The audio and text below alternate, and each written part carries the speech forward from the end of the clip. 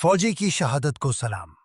नीलपुर नाम के एक गांव में अरविंद नाम का एक लड़का अपने माता पिता के साथ खुशी खुशी रहता था।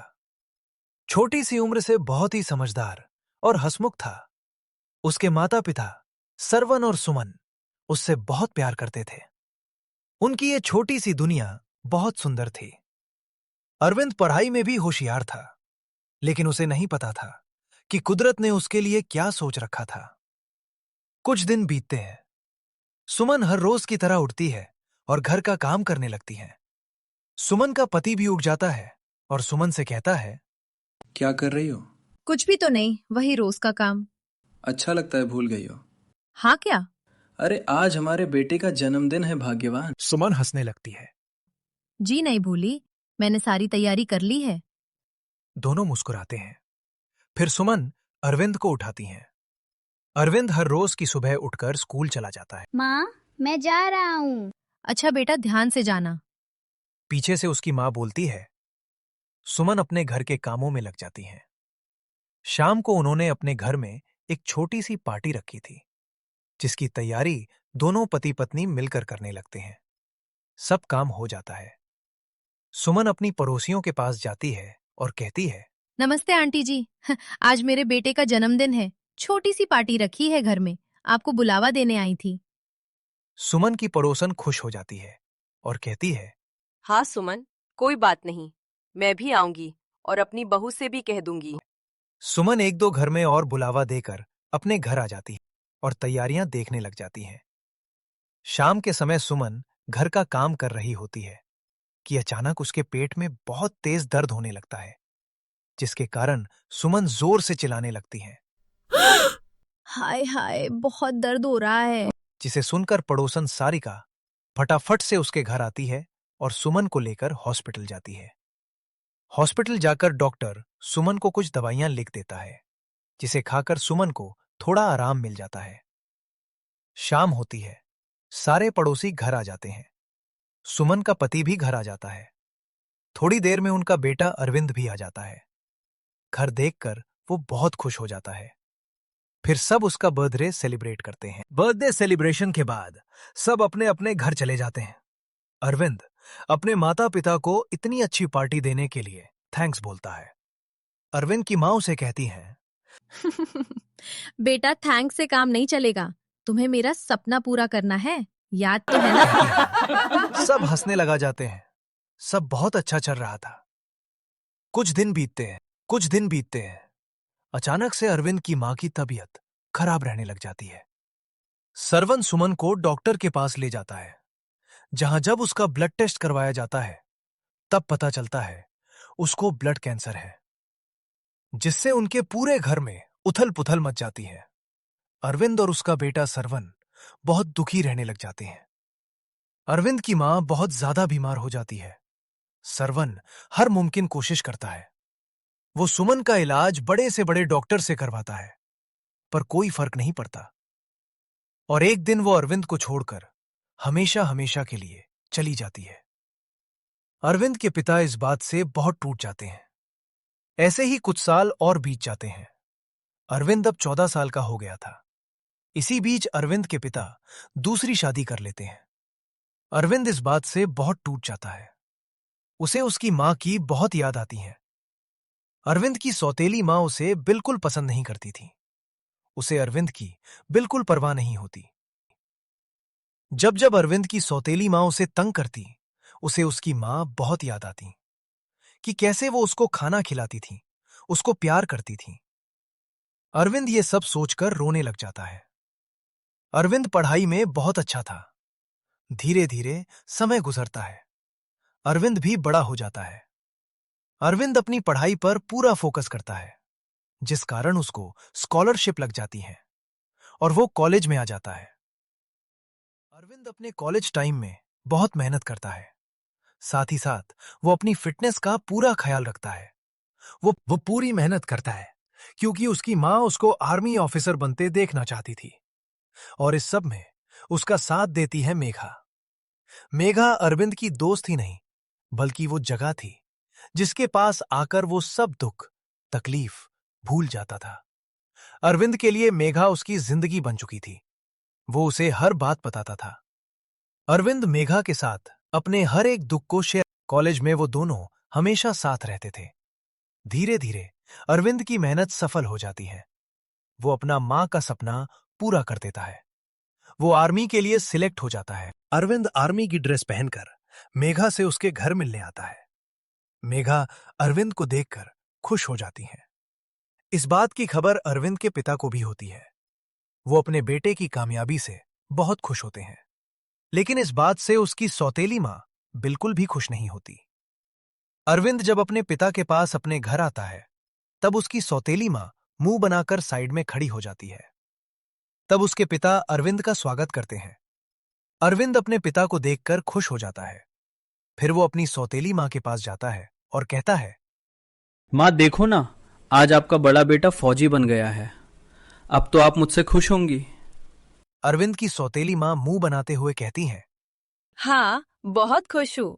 तुम जैसा नालायक आखिरकार कुछ तो किया अपनी जिंदगी में, वरना यहाँ तो मुफ्त की ही रोटी तोड़ते थे तुम। अपनी मां की बातों को सुनकर जैसे अरविंद का कलेजा फट जाता है। अरविंद बहुत उदास हो जाता है। उसकी आंखों से आंसू निकलने ही वाले होते हैं कि वो अपने आप को संभालते हुए कहता है, माँ अगर मुझसे कोई गलती हुई है तो मुझे बताओ, पर मुझसे इतनी नफरत तो ना करो। आखिर हूं तो मैं भी आपका बेटा ही ना।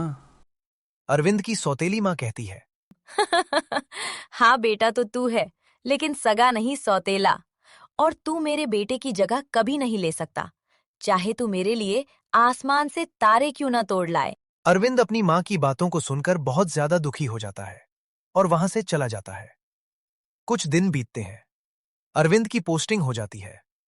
ड्यूटी पर जाने से पहले अरविंद के पिता उसकी शादी मेघा से करवा देते हैं। मेघा के पिता बहुत गरीब होते हैं, इसलिए वो उसकी शादी मंदिर में ही करवा देते हैं। मेघा शादी करके अरविंद के घर आती है, लेकिन अरविंद की सौतेली मां बिल्कुल खुश नहीं होती। अरविंद बहुत खुश होता है। ऐसे ही कुछ और दिन बीत जाते हैं। अरविंद मेघा के साथ अपनी जिंदगी जी रहा होता है कि उसको अचानक एक मेल आता है, जिसमें उसे एक खतरनाक जगह पर पोस्टिंग करने के लिए बुलाया जाता है। अरविंद बिना कुछ सोचे वहां जाने के लिए तैयार हो जाता है। जाते समय अरविंद मेघा से वादा करता है, मेघा मैं जल्दी लौट कर आऊंगा, तुम मेरा इंतजार करना। मेघा बहुत रो रही होती है, लेकिन वो हां में सर हिला देती है। फिर अरविंद वो से चला जाता है। अरविंद के जाते ही उसकी सौतेली मां मेघा को परेशान करने लग जाती है।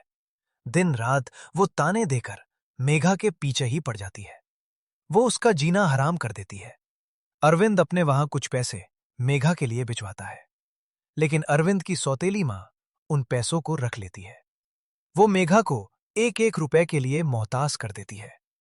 मेघा की हालात बहुत खराब हो जाती है, लेकिन इन हालातों में भी वो बस अरविंद का ही इंतजार करती रहती है। अरविंद को सौतेली मां मेघा से सारे घर का काम करवाती थी। कपड़े धोना, बर्तन साफ करना, झाड़ू लगवाना और खाना भी वो मेघा से ही बनवाती थी। अरविंद की गैर हाजिरी में मेघा तो जैसे नौकरानी ही बन गई थी अरविंद की सौतेली मां के लिए। इतना सब काम करने के बावजूद वो मेघा को भूखा भी रखती थी। जब भी मेघा खन्ना खाने बैठती, उसकी सौतेली सास वो खाना लेकर उसके आगे सूखी रोटी रख देती थी। मेघा अपनी जिंदगी से बहुत परेशान थी। दिन रात ताने सुन सुनकर मेघा तो पागल ही हो गई थी। इन सब के बावजूद वो धीरज धरे वही थी, सिर्फ इस इंतजार में कि उसके पति आएंगे और वो उनके साथ ही चली जाएगी। सिर्फ यही एक उम्मीद थी, जिसके कारण मेघा इतना दुख सहकर भी जिंदा थी। दिन रात आंसू बहा बहाकर उसकी आंखें लाल हो गई थी। अब तो उन आंखों में आंसू भी जैसे खत्म हो गए हों। ऐसे ही समय बीतता है, लेकिन अरविंद की सौतेली मां के अत्याचार मेघा पर खत्म नहीं होते। भूखी और प्यासी रहने के कारण अब उसकी हालत बद से बदतर हो रही थी। साथ ही साथ उसकी सास ने उसे भेड़ों के तबेले में रहने के लिए मजबूर कर दिया था। मेघा जानवरों के साथ रहती थी, लेकिन जानवरों से भी बदतर जिंदगी जी रही थी। वो इस कदर दुखी और परेशान हो गई थी कि कभी-कभी तो उसका दिल करता वो अपनी जान ले ले, या कहीं डूब कर ही मर जाए, या अपना सांस घोट ले। ऐसे ख्याल अक्सर उसके जहन में आते थे, लेकिन सिर्फ अरविंद की खातिर वो हर सोच और ख्याल को शांत कर देती थी। एक दिन मेघा सुबह सुबह उठती है और हर रोज की तरह सारा काम करने लगती है। सबसे पहले वो कपड़े धोती है, उसके बाद घर की सफाई करके खाना बनाने लगती है कि उसकी सास आती है और कहती है, मुझे गरम खाना चाहिए, समझी? जी माँ जी, अभी लाती। मेघा खाना बनाकर अपनी सास के लिए लाती है। मेघा की सास खाने की एक बुर्की अपने मुंह में डालती है और अरे कर्मजली, ये क्या बनाया? सारे मुंह का स्वाद खराब कर दिया। इतना नमक है इसमें। माँ जी माफ कर दीजिए, गलती से डल गया होगा। ये सुनकर मेघा की सास उठती है और मेघा को एक थप्पड़ लगा देती है। मेघा जोर जोर से रोने लगती है। अब रो कर क्या दिखा रही है? मुझ पे तेरे रोने का कोई फर्क नहीं पड़ता। मुझ पे तेरे रोने का कोई फर्क नहीं पड़ता, समझी? ये कहकर उसकी सास वहां से चली जाती है। मेघा घंटे तक बैठी वहां रोती रहती है और अरविंद को याद करती रहती है। एक दिन मेघा के लिए अरविंद की चिट्ठी आती है। चिट्ठी पढ़ते पढ़ते मेघा की आंखों में अंशु आ जाते हैं। चिट्ठी में लिखा था, मेघा, तुम कैसी हो? मैं जानता हूँ तुम बहुत अच्छी होगी। मैंने तुम्हारी चिट्ठी का बहुत इंतजार किया। क्यों मेघा? फिर मैंने सोचा मैं ही भेज दूं। मुझे यहां तुम्हारी बहुत याद आती है। मेरा बहुत दिल करता है कि मैं भाग कर ही तुम्हारे पास आ जाऊं और फिर हम साथ में चाय पिएं समोसे के साथ, जैसे हम कॉलेज की कैंटीन में साथ बैठकर पिया करते थे। है ना? प्लीज मेघा, मुझे माफ कर देना। मैं जानता हूं कि मैंने तुमसे बहुत वादे किए थे कि शादी के बाद हम अपना एक छोटा सा आशियाना बनाएंगे, हम साथ में घूमने जाएंगे, लेकिन मैं कुछ नहीं कर पा रहा। मुझे माफ कर दो। यहां पर हालात बहुत खराब है, जंग लगी हुई है और सिपाही भी बहुत कम है। मुझे इस हालात में जल्दी छुट्टी मिलना बहुत मुश्किल है, लेकिन मैं बिल्कुल ठीक हूं। मेरी चिंता मत करना। मैं पूरी कोशिश करूंगा कि जल्दी वापस आ सकूं। ठीक है ना? मैं जल्दी आने की पूरी कोशिश करूंगा। तब तक तुम अपना और माँ बाबा का पूरा ख्याल रखना। तुम रखोगी ना सबका ख्याल? मैं जानता हूं माँ थोड़े कठोर दिल की है, लेकिन बाबा बहुत अच्छे हैं। वो तुम्हारे साथ कुछ गलत नहीं होने देंगे। मैं तुम्हें रोज याद करता हूं। बाय मेघा, मेरा इंतजार करना। मेघा अरविंद का खत पढ़कर बहुत उदास हो जाती है। ऐसे ही कुछ दिन और बीत जाते हैं। एक दिन मेघा हर रोज की तरह सुबह का काम कर रही थी कि एक सिपाही मेघा के घर आता है और पूछता है, क्या ये मेजर अरविंद का घर है? क्या हम अरविंद के पिता से बात कर सकते हैं? मेघा को बहुत अजीब लगा, लेकिन वो अंदर से अपने ससुर को आवाज लगाती है। अरविंद का पिता अपनी बहू को अंदर जाने के लिए कहता है। तभी उसकी सौतेली सास भी आ जाती है और पूछती है, क्या हुआ जी? कौन आया है? तब अरविंद का पिता उस सिपाही से पूछता है। क्या हुआ फौजी साहिब, ऐप यहाँ? तब सिपाही अरविंद के पिता के पास आकर कहता है, हमें माफ कर दे, ये न्यूज हम आपको दे रहे हैं। अरविंद जंग में लड़ते लड़ते देश के लिए शहीद हो गया है।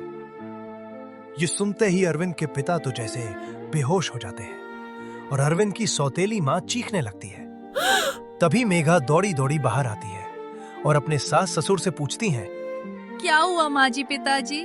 तब उसकी सास उसके पति के शहीद होने की खबर उसे सुनाती है, जिसे सुनकर मेघा सुन पड़ जाती है।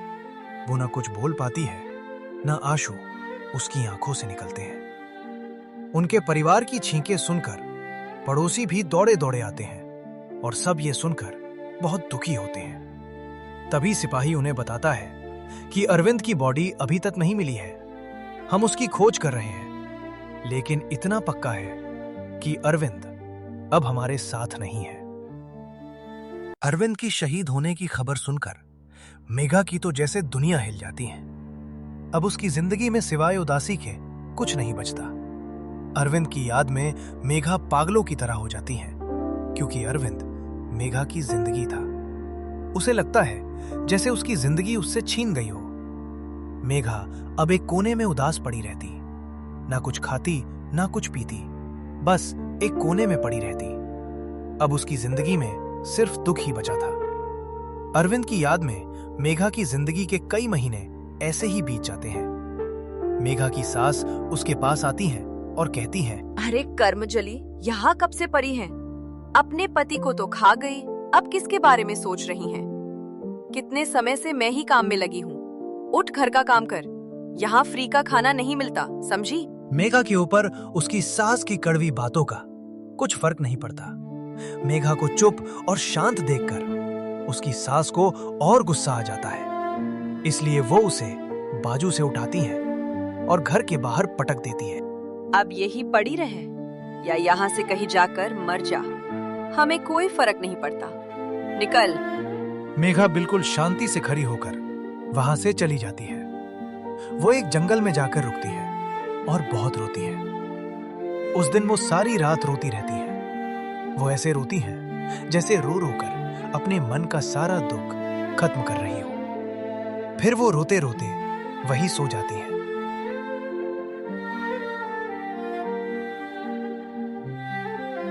अगले दिन मेघा उठती है और अपने पिता के घर आ जाती है।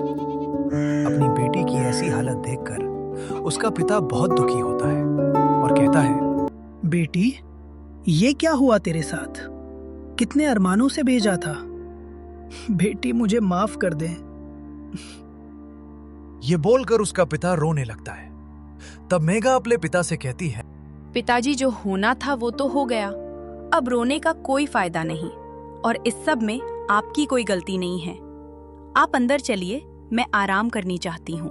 तब वे दोनों अंदर चले जाते हैं। मेघा अपने घर आकर बहुत रिलैक्स्ड फील करती है।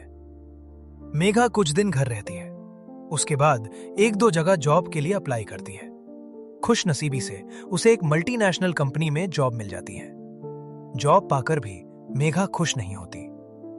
मेघा कई सालों तक वहां जॉब करती है, लेकिन इतने सालों में एक बार भी उसके चेहरे पर मुस्कान नहीं आई। मेघा अपनी जॉब से पैसे कमाकर एक अच्छा घर बनवा लेती है और अपने पिता का ख्याल रखती है। लेकिन जब भी उसके पिता उससे दूसरी शादी की बात करते, वो वहां से भाग जाती। ऐसे ही करते अरविंद को गए 5 साल बीत गए। लेकिन इन 5 सालों में कोई भी ऐसा दिन नहीं था जिस दिन मेघा ने अरविंद को याद ना किया हो। उधर दूसरी ओर मेघा की सास का सगा बेटा अपनी मर्जी से शादी कर लेता है। शादी के बाद उसके मिजाज अपने मां के लिए बदल जाते हैं। शादी करके अरविंद की मां का सगा बेटा अपनी पत्नी के साथ घर आता है।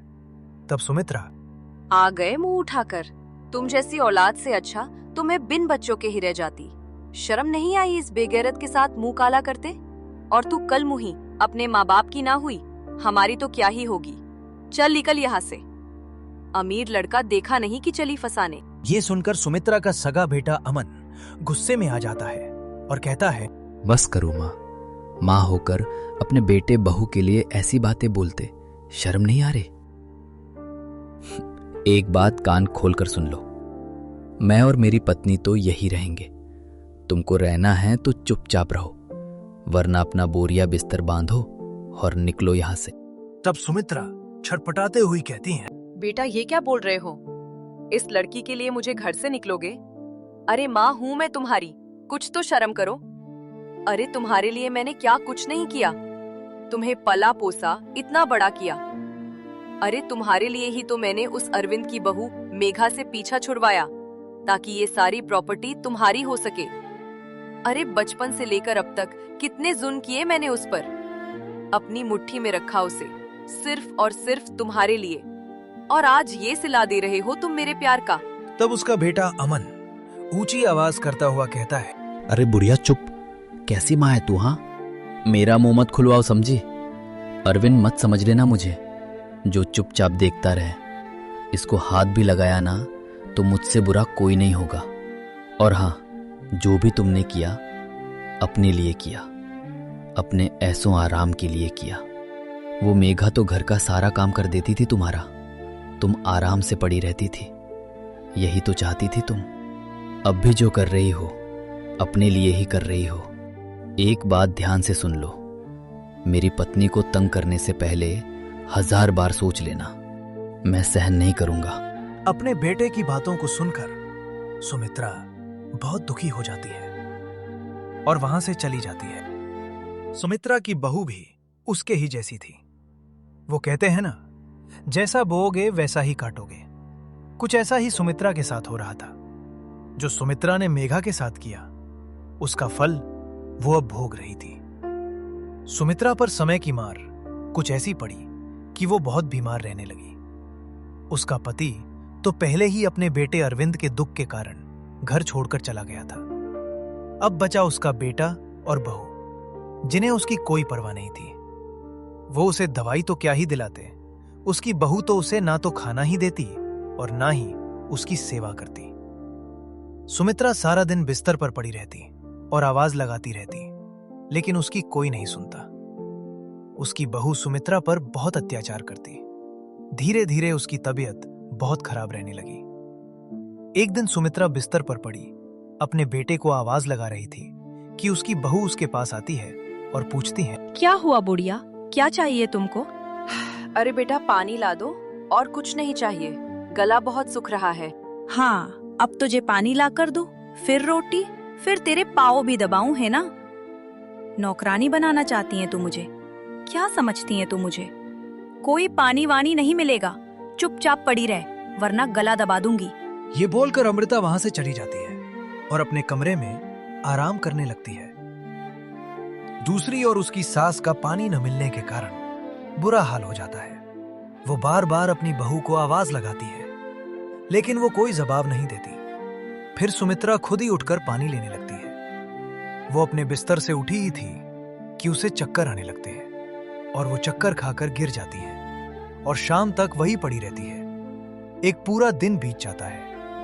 अमृता की आंख खुलती है और वो खुद को जमीन पर पड़ा पाती है और फिर खुद को दोष देते हुए बोलती हैं, हे भगवान, सचमुच तू मुझे मेरे कर्मों का फल दे रहा है। मैंने बहुत बुरा किया उस अरविंद और उसकी पत्नी के साथ। आज उन सब का हिसाब तू मुझसे ले रहा है। ये बोलकर वो जमीन पर पड़ी ही रोने लगती है। ऐसे ही कुछ और समय गुजर जाता है। मेघा एक दिन घर का कुछ सामान लेने बाजार जाती है।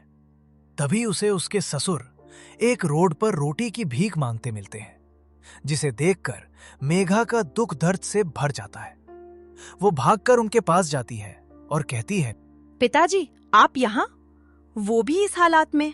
उसका ससुर कुछ नहीं बोलता और कहने लगता है, खाना दे दो, 3 दिन से कुछ नहीं खाया।